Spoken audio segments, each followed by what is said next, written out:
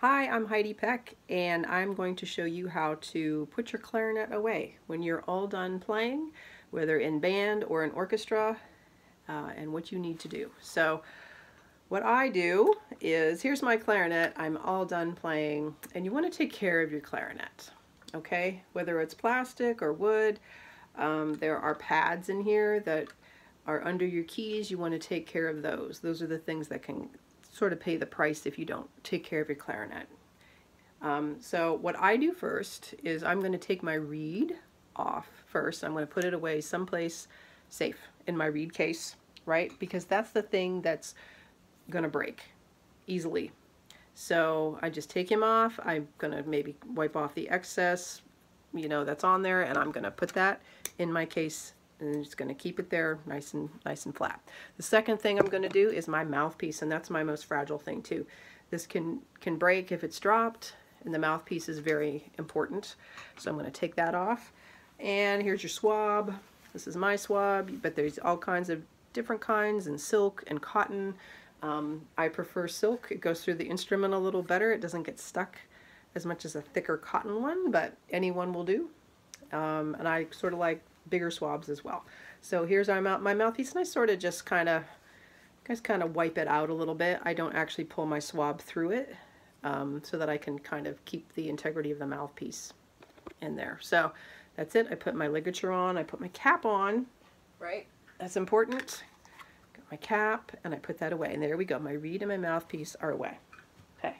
So now I'm here I am, and I've got like just my barrel. So what I do is I turn it upside down, and I take my swab, put it in the bell, and I'm going to go the other side and pull it through. And there, I've cleaned it all.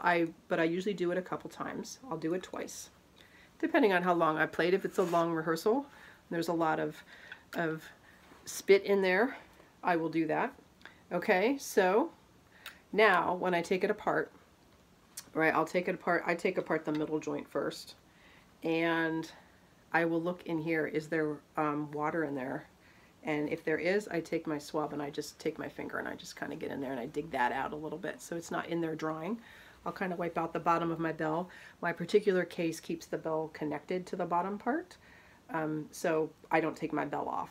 So I just sort of clean that part, okay, and I put that away. And then here I'm left with this, right? So I'll take that off, maybe see if there's anything there, but usually just a little wipe on that one. And then here's my barrel, okay? So the barrel has the two different openings where water can get in there and just sort of hang out. So I'm going to take my swab again, and I'm going to kind of get in there and just take my fingers and wipe it out. I may even swab it out again, but I don't usually have to do that at that point. But it's just important you get the water out of those little parts, so it doesn't sit in there in your case and have to just sit in there in a puddle that has to dry in a case that's closed. So that's the important thing of that. So I've got my clarinet away, and I just wrap up my swab, and I'm ready to go. One other thing that you want to talk about the maintenance of a clarinet, right, is cork grease. And a lot of times clarinets just sort of come with that in the beginner packet because everybody needs it, right? And it looks like chapstick, and it's kind of a little wax there, and you're just going to put it on your cork. Right, the cork of the clarinet being the brown part here on the clarinet. So, right, you can do that if you need it. I usually do it before, not necessarily after, but there you go. And you can kind of grease that up, and that makes it way easier to put it together the next time. So that's the function of cork grease. So your cork grease and your swab are two necessities, plus a pencil in your clarinet case. That's a good one too.